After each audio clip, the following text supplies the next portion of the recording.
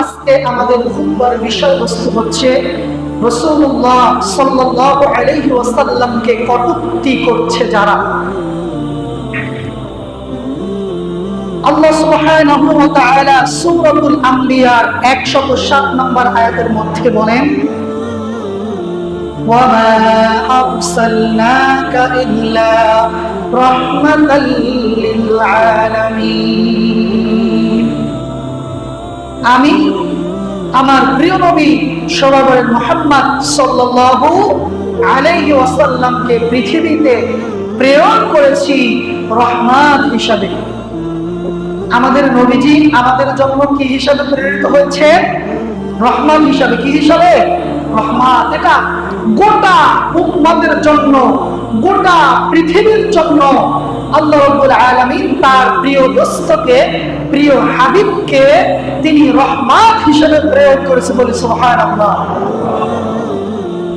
প্রিয় ভাইরা আমার, তার চরিত্র, তার আদর্শ, তার কর্মজীবন, তার বাস্তব জীবন, তার পারিবারিক জীবন, তার রাষ্ট্রীয় জীবন, এটি হলো গোটা উম্মাহের জন্য, গোটা বিশ্ববাসীর জন্য একমাত্র রোল মডেল হচ্ছে বিশ্বনবী মুহাম্মদুর রাসূলুল্লাহ সাল্লাল্লাহু আলাইহি ওয়াসাল্লাম।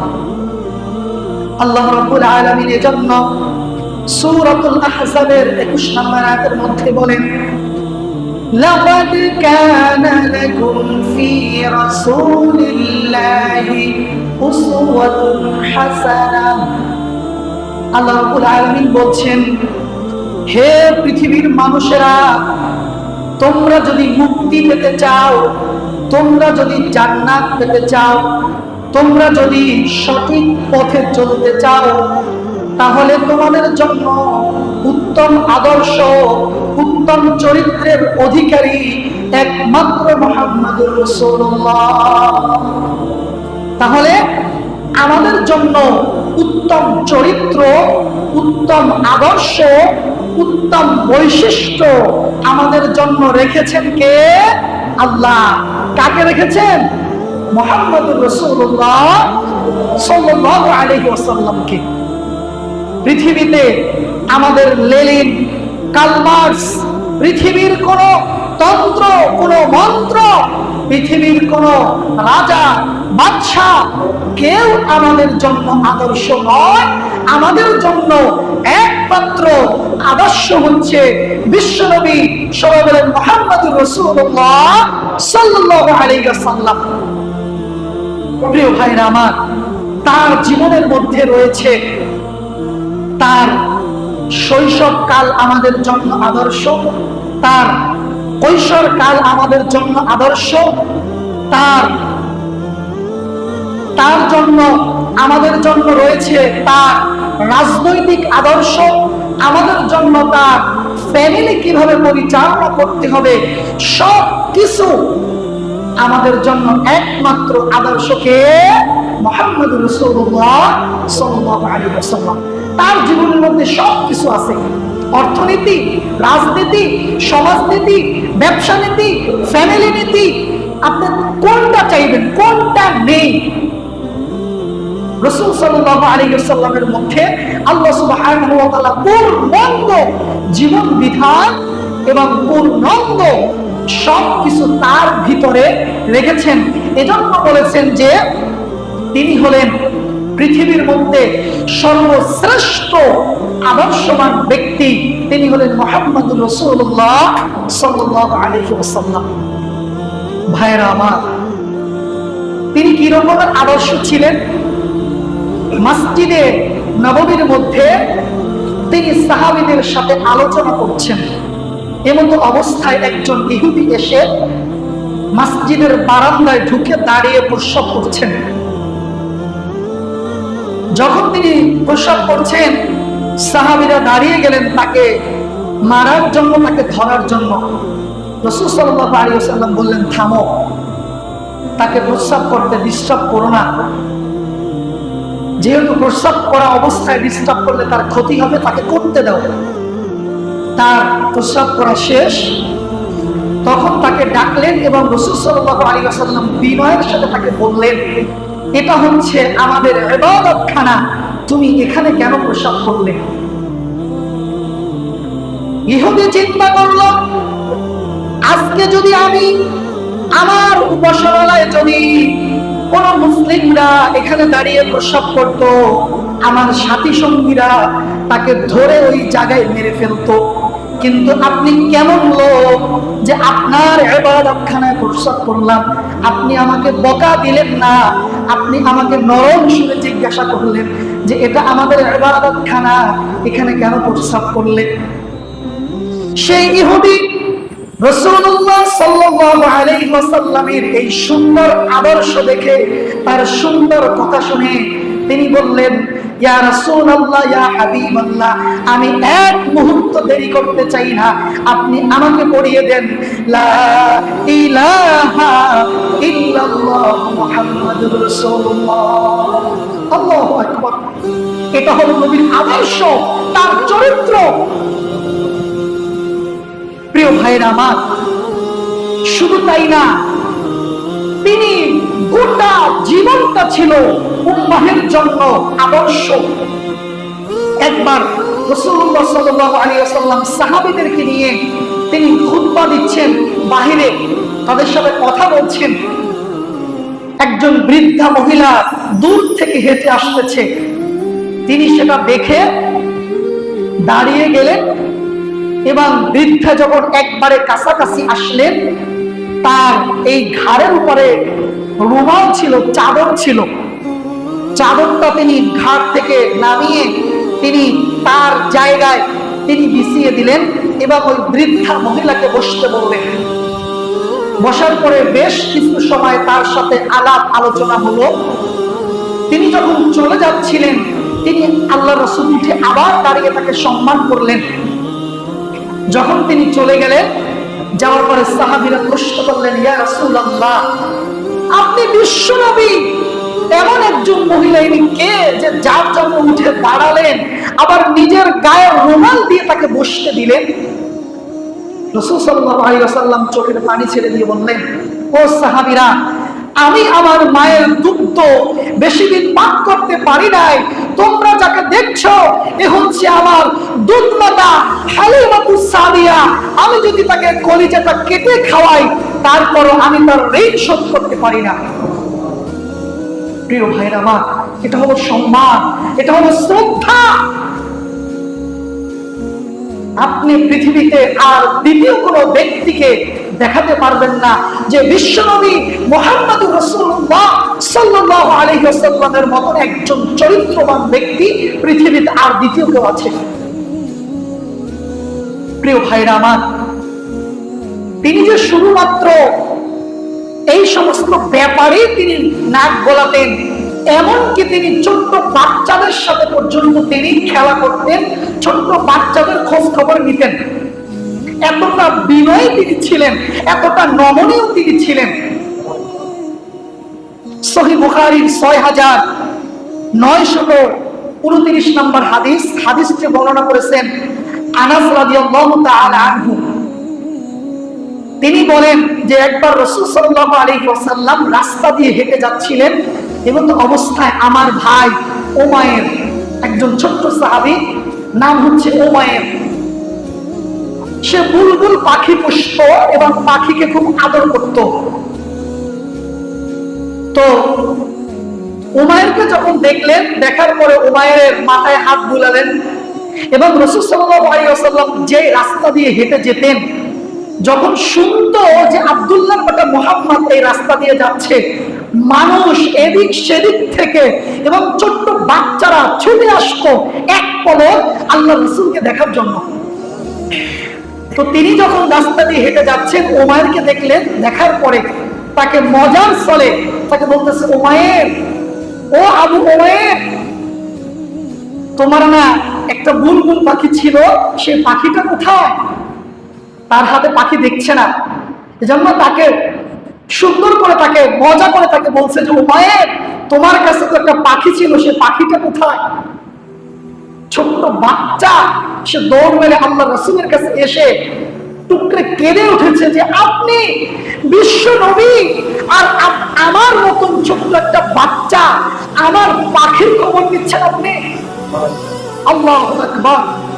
এটা হলো আল্লাহ রাসূল সাল্লাল্লাহু আলাইহি ওয়াসাল্লামের চরিত্র, তার উদারতা, বাচ্চাদের প্রতি তার ভালোবাসা। আপনি দেখাতে পারবেন পৃথিবীতে এরকম একজন নেতা?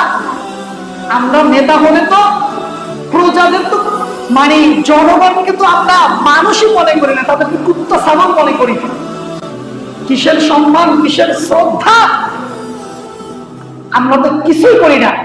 অথচ বিশ্বনবী মুহাম্মদুর রাসূলুল্লাহ সাল্লাল্লাহু আলাইহি ওয়াসাল্লাম উমাইরকে বলছেন যে তোমার বুলবুল পাখিটা কোথায়?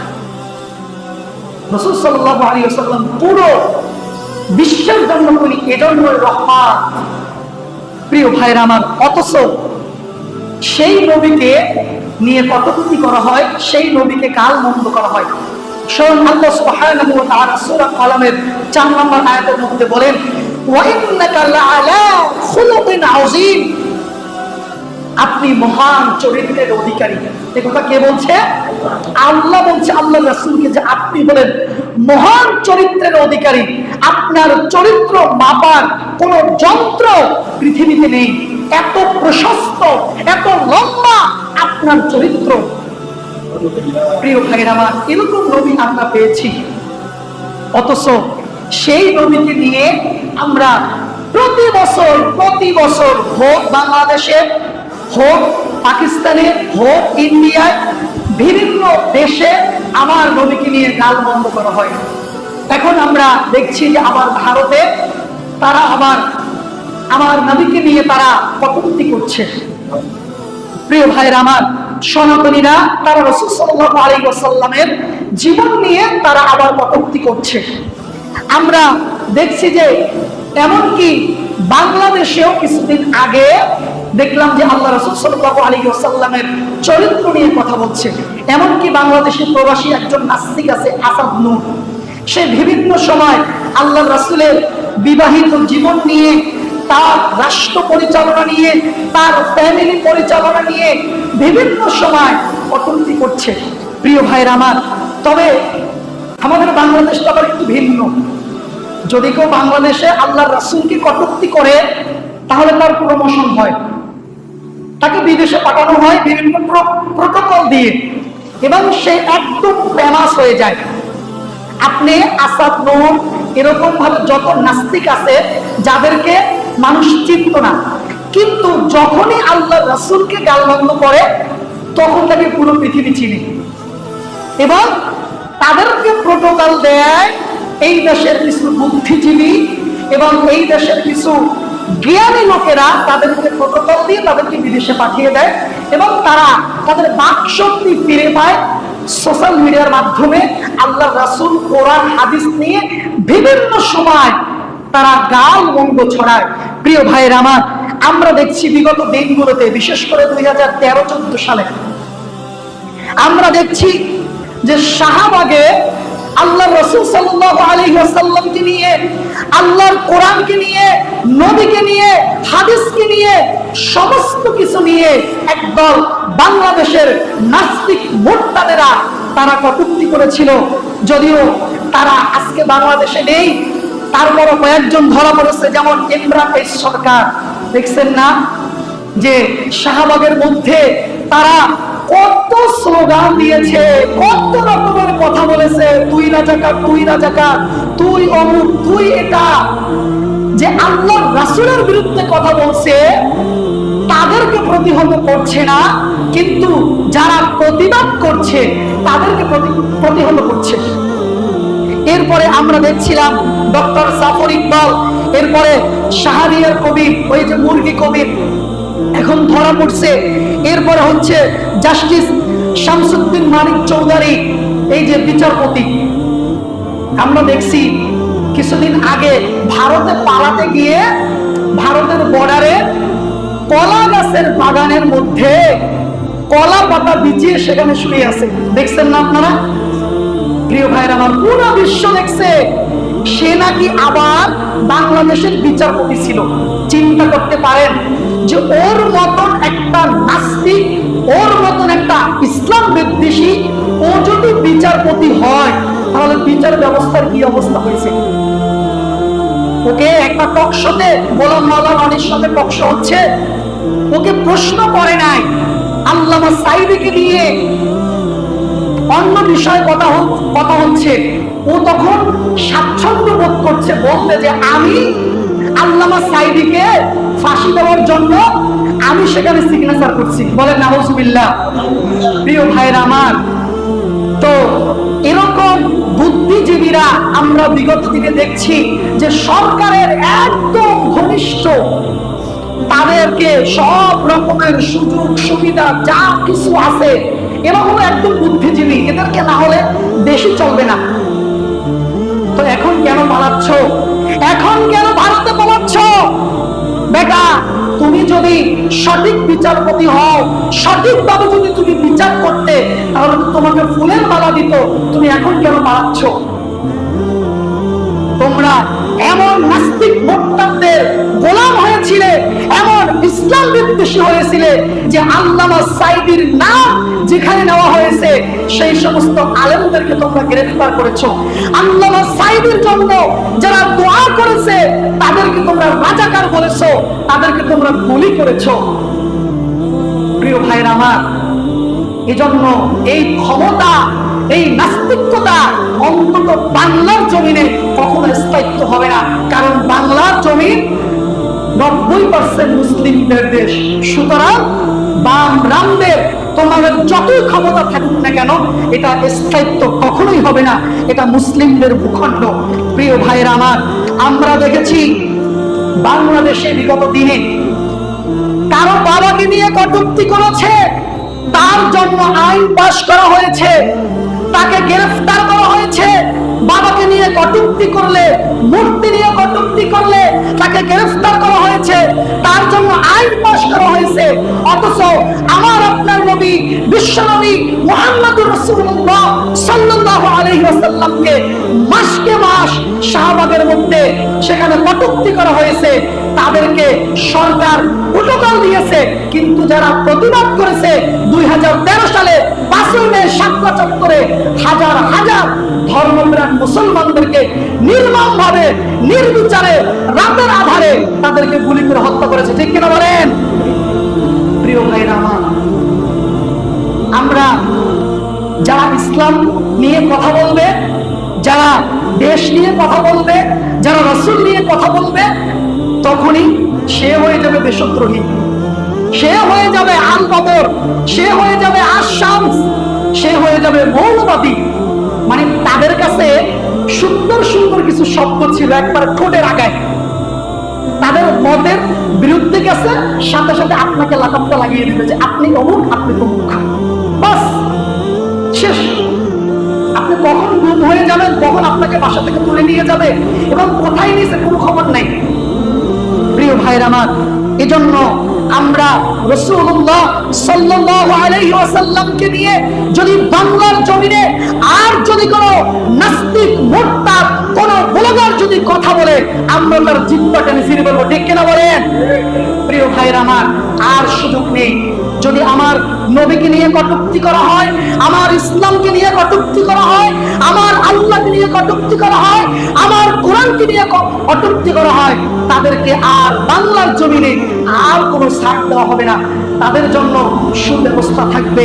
প্রিয় ভাইরা আমার, এজন্য আমরা রাসূল সাল্লাল্লাহু আলাইহি ওয়াসাল্লামকে যদি কেউ কটূক্তি করে আর আপনি যদি প্রতিবাদ না করেন, আপনি যদি কথা না বলেন, আপনি কখনো মুসলিম না, আপনি কখনো মুসলিম হতে পারবেন না। কারণ আল্লাহ সুবহানাহু ওয়া তাআলা সূরা আলে ইমরানের 31 নম্বর আয়াতের মধ্যে বলেন, কুল ইন কুনতুম তুহিব্বুনাল্লাহা ফাত্তাবিউনি ইউহিব্বুকুমুল্লাহু ওয়া ইয়াগফির লাকুম যুনুবাকুম আল্লাহু গফুরুর রহিম। তোমরা যদি আল্লাহর ভালোবাসা পেতে চাও, তাহলে তোমরা আল্লাহর রাসূলকে ভালোবাসো। আল্লাহর ভালোবাসা পেতে হলে কাকে ভালোবাসতে হবে?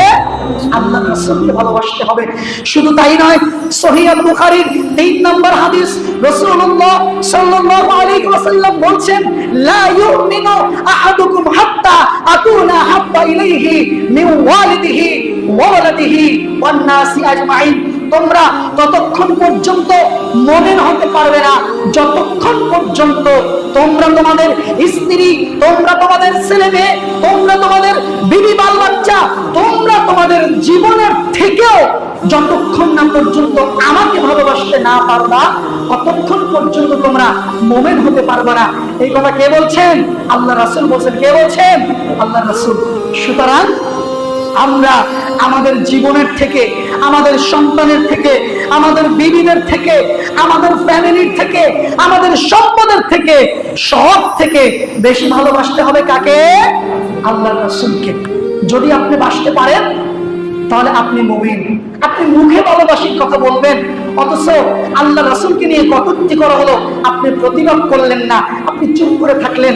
আপনি আবার নামাজও পড়েন, এই নামাজ কোনো কাজে আসবে না এবং আপনি কখনো মুসলিম হতে পারবেন না।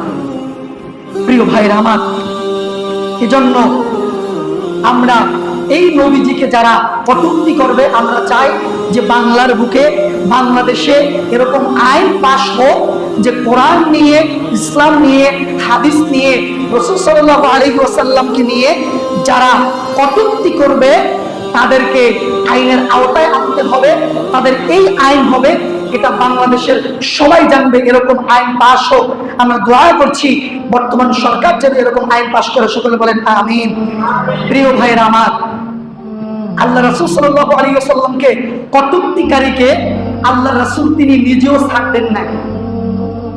তিনি যখন মক্কা থেকে মদিনায় হিজরত করলেন, তার বাড়িঘর, তার জন্মস্থান থেকে তাকে যখন তাড়িয়ে দেওয়া হলো, বিগত অনেক বছর পর্যন্ত তিনি যখন মদিনায় অবস্থান করলেন, মদিনার থেকে তিনি যখন আবার মক্কা বিজয় করতে আবার মক্কায় আসলেন, আসার পরে তিনি যখন পাহাড়ের উপরে দাঁড়ালেন, সমস্ত কাফেররা তারা সেখানে উপস্থিত ছিল। একজন জিজ্ঞাসা করলো যে আব্দুল্লাহর বেটা মুহাম্মদ, তুমি এখন কি করবে? আল্লাহ রাসূল সাল্লাল্লাহু আলাইহি ওয়াসাল্লাম বললেন যে তোমরা আমার কাছ থেকে এখন কিরকম ব্যবহার তোমরা আশা করছো? আল্লাহ রাসূল সাল্লাল্লাহু আলাইহি ওয়াসাল্লাম প্রশ্ন করে আবার তিনি নিজেই বললেন যে আমি তোমাদের সবাইকে আমি মাফ করে দিলাম, ক্ষমা করে দিলাম। আমি আমার কোনো রাগ, আমার কোনো ক্ষোভ তোমাদের উপরে নেই। তবে যারা আমাকে নিয়ে যারা কটূক্তি করেছে, আমাকে নিয়ে যারা কবিতা রচনা করেছে, তাদেরকে ছাড় দেওয়া হবে না। আল্লাহ রাসূল সাল্লাল্লাহু আলাইহি ওয়াসাল্লাম ওই সমস্ত ব্যক্তির নাম ধরে ধরে বললেন যে এদেরকে যেখানে পাবা সেখানে এদেরকে হত্যা করবা। কারণ আল্লাহ রাসূলকে কটূক্তি করে তার পৃথিবীতে বেঁচে থাকার কোনো অধিকার নেই। আল্লাহ রাসূল সাল্লাল্লাহু আলাইহি ওয়াসাল্লামের কথা শুনে তাদেরকে হত্যার জন্য বেরোলো। দেখা গেল যে আল্লাহ রাসূলের বিরুদ্ধে যারা কবিতা রচনা করেছিল তারা কাবার গিলাফ ধরে দাঁড়িয়ে আছে। কারণ হারামের মধ্যে ঢোকার পরে কাউকে হত্যা করা এটা জায়েজ নেই। তো সাহাবীরা ফিরে এসেছে যে ইয়া রাসূলুল্লাহ, এরা তো কাবার গিলাফ ধরে দাঁড়িয়ে আছে, এদেরকে এখন কি করব? আল্লাহ রাসূল সাল্লাল্লাহু আলাইহি ওয়াসাল্লাম বললেন যে এদেরকে ওখানে হত্যা করো। তার মানে যারা আল্লাহর রাসূলকে নিয়ে কটূক্তি করবে, আল্লাহকে নিয়ে কটূক্তি করবে, আল্লাহর কোরআনকে নিয়ে যারা কটূক্তি করবে, যারা ইসলাম নিয়ে কটূক্তি করবে, যারা ইসলাম শুধুমাত্র একটা ধর্ম পালন করবে মসজিদ এবং মাদ্রাসায়, আর সমস্ত জায়গায় ইসলামী হুকুমত চলবে না, এরকম চিন্তা চেতনা যারা করবে তারা কখনো মুসলিম হতে পারে না। প্রিয় ভাইরা আমার, এরপরে তাদেরকে ওখানেই হত্যা করা হলো। তাহলে আমরা কি বুঝতে পারলাম? যারা আল্লাহ রাসূলকে নিয়ে যারা কবিতা লিখবে, আল্লাহ রাসূলকে যারা কটূক্তি করবে, তাদেরকে পৃথিবীতে বেঁচে থাকার কোনো অধিকার তাদেরকে নেই। প্রিয় ভাইরা আমার, ছোট্ট একটি ইতিহাস বলে আজকের আলোচনা এখানে শেষ করব। 1986 সালে ভারতের একজন লেখক তিনি আল্লাহ রাসূলকে নিয়ে বিভিন্নভাবে গালমন্দ করে একটা বই লিখেছিল। এরপরে একজন মুসলিম, আলিমউদ্দিন নামক একজন মুসলিম, তিনি শুনেছেন যে আল্লাহ রাসূলকে নিয়ে কটূক্তি করলে একে যদি আমি হত্যা করতে পারি, এরপরে যদি আমার যেই বিচার হোক না কেন আমার যদি ফাঁসিও হয়, তাহলে আমি শাহাদাতের দরজা আমার নসিব হবে। সুতরাং এই লেখককে আমাকে হত্যা করতেই হবে। আলিমউদ্দিন নামক একজন যুবক, তিনি সেই লেখকের কাছে যাওয়ার জন্য দীর্ঘদিন পর্যন্ত প্রচেষ্টা করলেন। প্রচেষ্টা করে একটা সময় তিনি সফল হলেন তার সাথে দেখা করার জন্য। তবে তিনি বুঝতে পারে নাই যে এই যুবক আমার সাথে এই দুর্ব্যবহার করবে। তিনি বিভিন্ন বুদ্ধি খাটিয়ে তার কাছে গিয়েছে, তার সাথে বেশ কিছু সময় কথাবার্তা বলেছে এবং কিছুক্ষণ পর একটি ছুরি বের করে সেই লেখককে তিনি জায়গায় হত্যা করে ফেলে। হত্যা করার পরে তাকে গ্রেফতার করা হয়। গ্রেফতার করার পরে তাকে যখন কোর্টে উঠানো হয়, তখন তার উকিল তাকে শিখিয়ে দেয় যে আলিমউদ্দিন, তুমি এমন একজন লোককে তুমি হত্যা করেছো, ইনি বুদ্ধিজীবী, ইনি একজন কবি সাহিত্যিক, তোমার ফাঁসি অনিবার্য।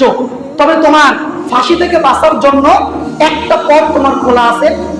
তুমি যদি বলো যে আমি মানসিক রোগী ছিলাম, তাহলে হয়তো তোমার যাবজ্জীবন হতে পারে, কিন্তু তোমার ফাঁসি হবে না। এবং আলিমউদ্দিনের মা, সে কাঠগড়ার সামনে সে বসে আছে, সন্তানকে দেখছে, আর আলিমউদ্দিন তিনি কাঠগড়ায় দাঁড়িয়ে আছে। এরপরে তাকে বেশ কিছু সময় উকিল তাকে এগুলো শিখিয়ে পড়িয়ে দিল যে তুমি এটা বলবা যে তুমি মানসিকভাবে তুমি বিপর্যস্ত ছিলা, এবং আমি তথা জজকে আমি বলবো যে এ মানসিক ভারসাম্যহীন, তাহলে তোমার বিচার কিছুটা শিথিল হবে। যখন বিচার কার্য শুরু হলো, আলিমউদ্দিনকে প্রশ্ন করা হলো যে তুমি কি একে হত্যা করেছো? আলিমউদ্দিন তখন বাঘের মতন হুঙ্কার দিয়ে সে তখন বলছে যে হুজুর, আমি একে একবারে নিশ্চিতভাবে সুস্থ মস্তিষ্কে আমি একে হত্যা করেছি, কারণ আমার নবী বিশ্বনবী মুহাম্মদুর রাসূলুল্লাহ সাল্লাল্লাহু আলাইহি ওয়াসাল্লামকে কটূক্তি করেছে, এজন্য আমি নিজ হাতে একে হত্যা করেছি। যখন এই কথা বলল, তার ফাঁসির রায় হয়ে গেল। এরপর যখন তাকে আবার জেলে নেওয়া হলো, তখন তাকে উকিল এবং তার মা তাকে জিজ্ঞাসা করলো যে তোমাকে এতবার বুঝানোর পরেও তুমি আমাদের সেই শেখানো কথা না বলে তুমি এই সত্য কথা তুমি কেন বললে? আলিমউদ্দিন তখন বলতেছে যে উকিল সাহেব, আমার মা, তুমি জানো না আমি যেটা দেখেছি তোমরা সেটা দেখো না। আমি যখন আদালতের কাঠগড়ায় দাঁড়িয়ে আমি যখন আমাকে প্রশ্ন করছিল, আমি যখন উত্তর দিব, আমার চোখের সামনে মনে হচ্ছিল যেন আমার বিশ্বনবী মুহাম্মদুর রাসূলুল্লাহ সাল্লাল্লাহু আলাইহি ওয়াসাল্লাম দাঁড়িয়ে আমাকে বলছে যে আলিমউদ্দিন, তুই সত্য কথা বলবি, তুই যদি সত্য কথা বলো তাহলে তোর জন্য জান্নাতে আমি অপেক্ষা করছি। সুতরাং আলিমউদ্দিন, তুই আমার জন্য জীবন দে, তুই আমাকে আমার সম্মান রক্ষার জন্য একে হত্যা করেছো, তুই সত্যি কথা বলে দে, সুতরাং তুই মিথ্যা বলিস না। এরকম ভাবে আমাকে বিশ্বনবী মুহাম্মদুর রাসূলুল্লাহ সাল্লাল্লাহু আলাইহি ওয়াসাল্লাম হাত ছানি দিয়ে ডেকে যেন আমাকে এই কথাগুলো বলছিল, সেজন্য আমি মিথ্যা বলতে পারি নাই। প্রিয় ভাইরা আমার, এজন্য পৃথিবীতে আল্লাহর রাসূলকে কটূক্তি করে পৃথিবীতে বেঁচে থাকার তার কোনো অধিকার নেই। আল্লাহ সুবহানাহু ওয়া তাআলা আমাদের সকলকে আল্লাহ এবং আল্লাহর রাসূলের প্রতি ভালোবাসা থাকার তৌফিক দান করুক। সকল বলেন আমিন।